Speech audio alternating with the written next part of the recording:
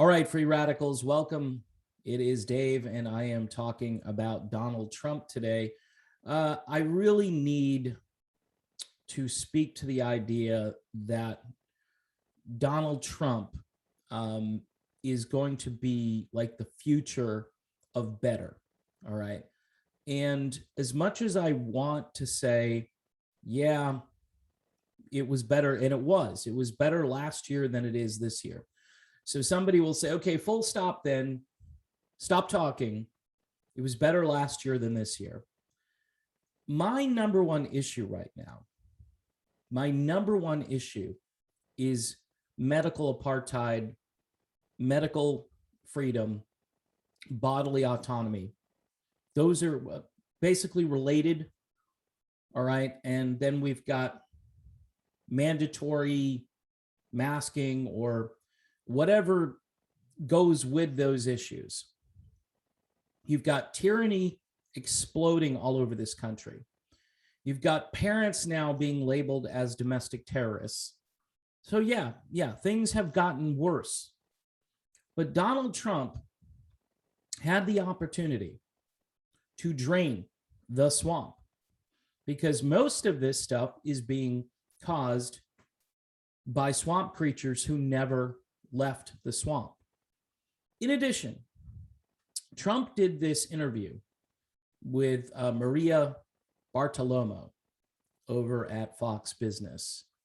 And I was waiting for some kind of a solid, strong answer to Maria when she asked about the vax, saying, hey, what do you think of all of these mandates?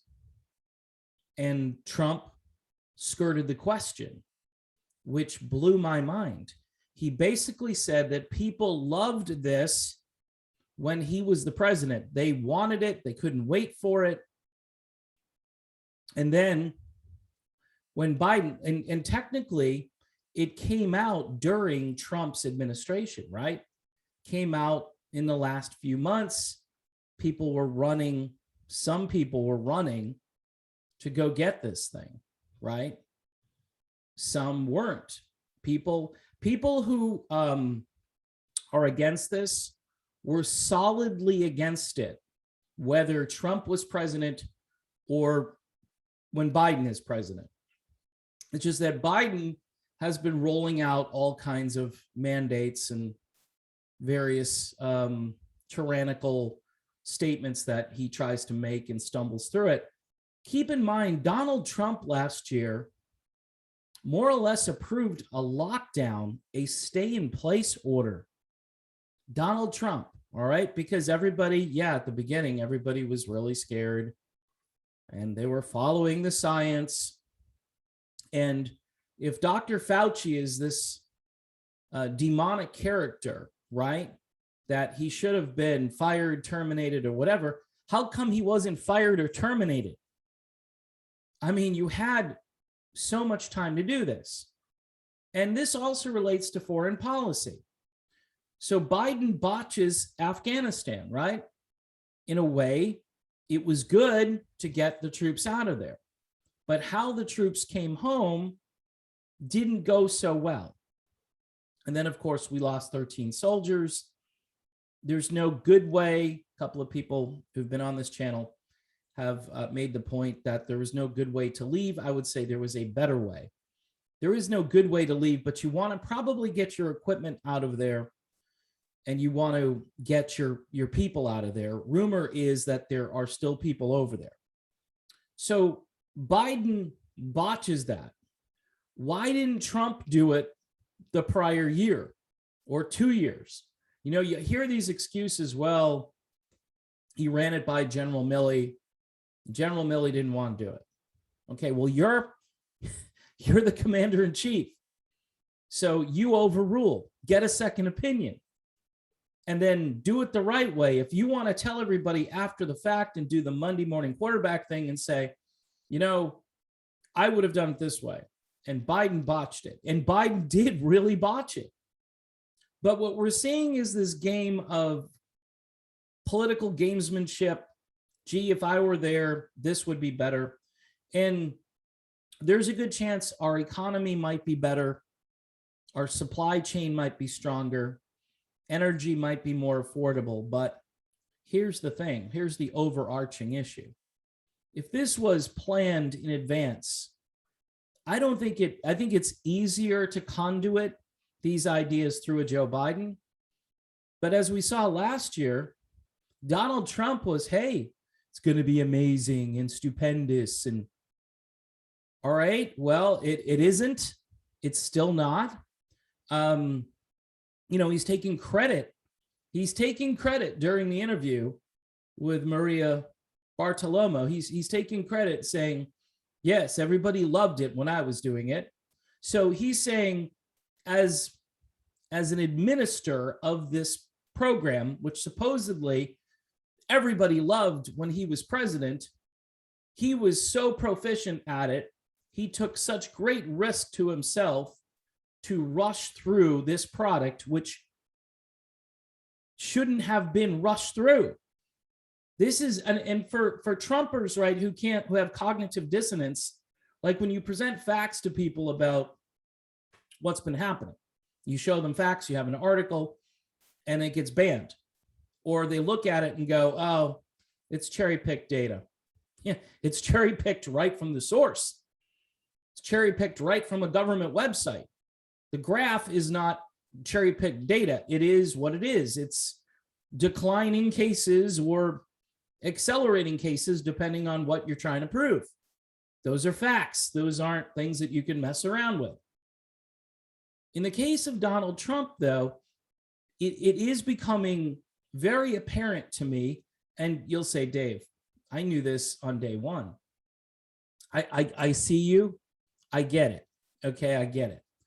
But it's becoming apparent that Donald Trump can't admit that he's wrong. He can't pivot on anything.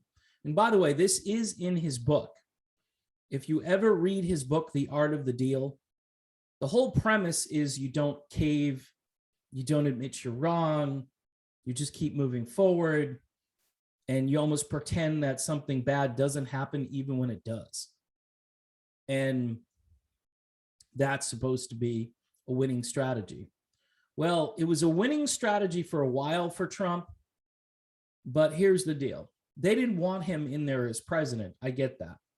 And they spent all 4 years trying, and that garners Trump's sympathy because they had a hoax investigation, right?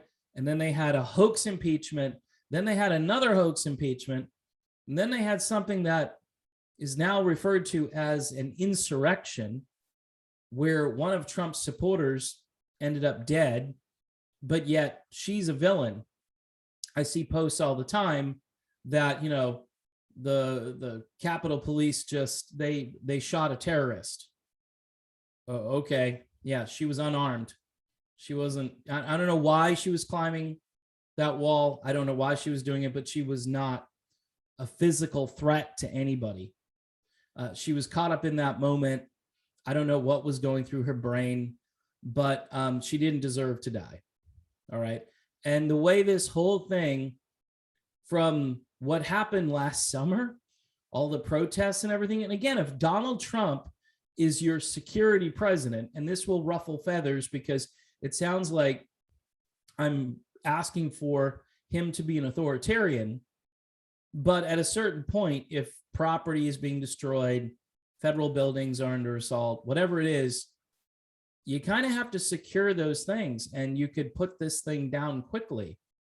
And these cities, these mayors of these cities, it's like they've got a collateral damage budget. And I'm thinking, again, if Trump wanted to stop this, he could have. Being a little bit more libertarian, I understand the danger in doing that. But again, if your house is being shot at or burned, either you're going to defend it yourself or you're going to call somebody to do that. And if you're outgunned, outnumbered, you're going to want some assistance. That's not authoritarianism. It's preservation. You know, if you make the order, if you say, hey, I want these people, whether it, look, they're going to use the National Guard to go to hospitals because they're understaffed. Do you think that's kind of weird? That's a lot weirder than sending them into a burning city so the city will stop burning. But my point being is that Trump had all of this time and political capital, and at one point he had a majority, right? He had all Republicans.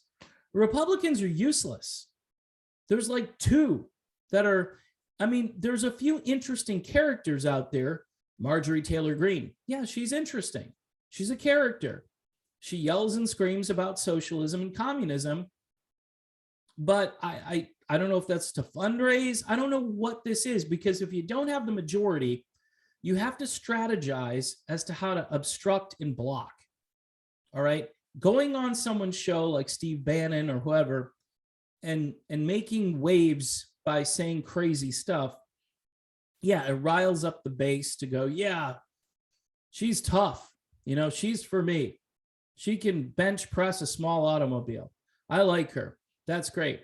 The only guy out there really preaching against authoritarianism on a regular basis is Congressman Thomas Massie. And you've got little, you know, bursts of energy from Senator Rand Paul.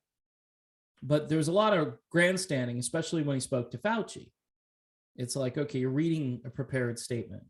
Look him in the eye and tell him what you really think. I mean, it's good that you have organized your words, but again, a missed opportunity. If Fauci is this medical authoritarian who's been the president of the United States since what? January of 2020. That's the way I look at it. Fauci is the president since January of 2020.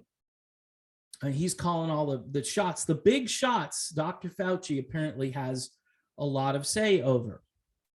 Just like when, you know, Mike Pompeo was Secretary of State, at times he seemed more like he was running the country, especially the way he spoke. Now, maybe this whole system at this point has become so parliamentarian that it's useless, right? I mean, I hear a lot about decentralization. Let's decentralize, let's bring it back. I'm starting to think again, maybe just as being a part of something that's truly countercultural, because being a Republican isn't countercultural, all right? Being a Democrat is being part of the establishment. Being a Republican is saying, I'm not them, so hang out with me. I'm afraid of them, and I'm really not going to do anything to stop them. But, you know, we can all be in this cool club, and we can have meetings and talk about things that we are supposed to do, but we don't do. You know, again, I'm afraid to join the Libertarian Party because I just think the Libertarian Party, it's like herding cats together. Now, if it can reform itself and become more like the Mises Caucus, and it's predominantly those people that are driving the agenda of the party, then count me in. Seriously, count me in. I mean, I don't know where else to go. It's not like I'm a closet Republican, but I had some faith in some of those people because they talk a good game. But a guy like Ted Cruz right now, he's just so impotent. It's like he posts these things about issues that are, it's like second, third, fourth down the totem pole. Right now, if you're not talking about fascism and tyranny and authoritarianism, if you're not talking about those things, and again, I would say this to the libertarian folks who are, I guess, starting to kind of grow in numbers to some degree, follow a guy like Tom Woods, right? Who makes sense 99% of the time. Follow a guy like Scott Horton, who makes sense almost 100% of the time. There's nothing I disagree with on foreign policy. And there are other guys out there, people like Dave Smith a lot. I think you need somebody who's kind of a culture warrior to infect the Libertarian Party, because much of the movement has been co-opted by Democrats who basically want to smoke weed and they don't want to really work very much. You know, I don't know. Some people who are involved in the libertarian cause, they're still like these libertarian socialist type people. They're interesting, But when you add, it's an oxymoron to say you're a libertarian socialist. All right. It just is. Because to me, libertarian also has to do with economics. It should have something to do with culture. I get it how the libertarians haven't engaged culture, but they better start doing it fast. If they wanted to recruit like 1 million Republicans overnight, they'd start talking about the Constitution and authoritarianism. And you might be saying, hey, Dave, that's what we do all the time. Nobody listens. It's not, you get off message though. You get off point. You go down a rabbit trail about some anarchist type thing that you clutch onto. Whereas really, if you want to appeal to the working class, the inner cities, these people that have been destroyed by both political parties over time, then you've got to really start to tailor that message. For me, my biggest issue right now, as I keep saying throughout this video, is freedom of speech, freedom of movement, freedom to put something in or not put something in to my body. Also, freedom from doing things that are edicts and that aren't laws. And by the way, just because something becomes a law doesn't mean it's not tyrannical. And the courts are useless right now. So we have to weigh all of this stuff and realize that if we move forward, we have to do it in a brand new way. And you Trumpers, I like the energy within the movement. I like the people. I've met some great people. But right now, I don't know if you guys can't be intellectually honest about the leader of your movement and say, look, he's still not, owning up to what happened last year. Because Donald Trump, there are guys like David Knight who is now he's on his own out there, and he calls these shots the Trump shots, and he's correct. And all of that, he is the father of this entire thing. He was the guy who said, and the reason he did it is he thought he could win the election still if he could get that thing to market before November 3rd. He thought everybody would go to the polls and say, oh, praise King Trump. He got me cured. And all Trump did, right, was set things up for the next guy. And yeah, he could take credit for it, but a lot of people would want him at this point to walk it all back, and he refuses to do that. And hence, that's why I can't support Trump anymore. I just can't do it. If he repents and says, hey, I effed up and I'm sorry, but no, it's full steam ahead. Full steam ahead. And entire countries are locking down right now. And you need a good reason to go outside in Australia and in Canada and some places. You need a good reason to move about freely. Who says that's not coming here soon? That might be here before you know it. And you know what? We have Republicans to blame. We have Republicans. Democrats, of course, are going to go along with everything, which means pretty much they're all insane, other than Tulsi Gabbard, and she really needs to change parties. She really needs to make a statement and say, I'm out. She should. Whether it's independent, even if she wants to be a Republican, fine, but she needs to get out of the Democratic Party, because the Democratic Party is a totalitarian, communistic, socialistic party. It just is. It just is. And for you folks who like socialism, because I know there are a few that come over here, I can't accept it, because here's why I can't accept the whole libertarian socialism construct, is because that's an oxymoron, number one. And number two, socialism leads to tyranny and authoritarianism. Anyone who's holding something over your head, whether it's, a check because, we think that you were wronged centuries ago, or it's some kind of money that's designed to help people who are in need, which I think is a good cause. As soon as you start doing that, the people who are holding those strings become the all-powerful. And there's no way to intervene. There's no way to stop what those people are doing and who they become because of what they're doing to other people. This is just, it's human nature.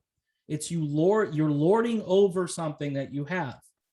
And typically, all of these requirements and hoops that you have to jump through, the solution, obviously, is a generous society, is a prosperous society that can afford to be generous to the least of these people around us who don't have a lot.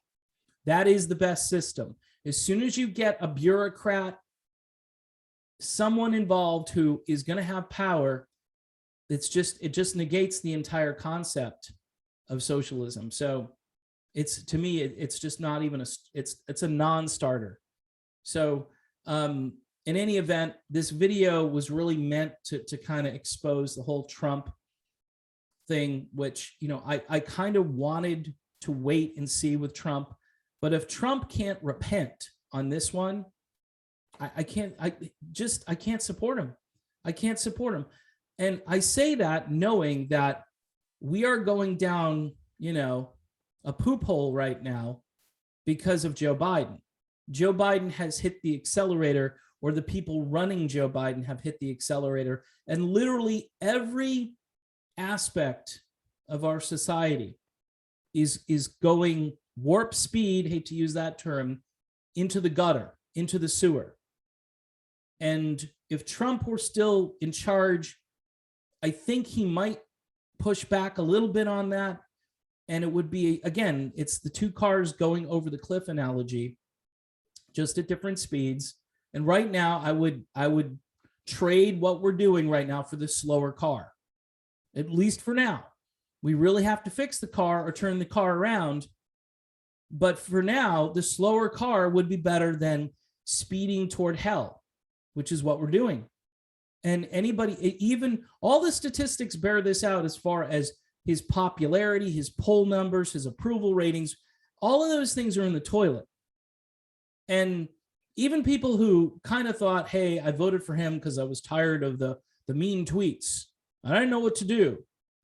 Well, I voted for the other guy, and I don't know why I did at this point, because the more he talks, the more I think to myself, he's just not going to own up to this. And if he doesn't, he may start another movement, and that would be a true liberty movement apart from these two parties, where we get some fresh faces out there who are intellectual, who understand government, but also understand that the power resides right here with you and I. And I'm hoping somebody will rise from the ashes and make that happen, because we're kind of running out of time, if you haven't noticed. I think we're within a year of a complete financial, societal collapse in this country, Great Depression-like collapse. And yes, there are global forces at work. And if we don't stand up to the globalist forces that are bearing all of their, putting all of their energy and putting all this pressure on our economy, our society, our culture, if we don't push back, yeah, they're going to win. And currently they're winning. Is the tide turning? No, I don't see the tide turning. I see some people waking up to it, but not only do you have to be awake, you have to be engaged, and you have to go and do stuff. Anyway, I went way too long on this video. Thanks for watching. Don't forget to subscribe to the channel, hit the bell for notifications, and join me on Patreon for just $1 a month. If you do join Patreon, let me know that you're watching The Radical Independent. Thanks again.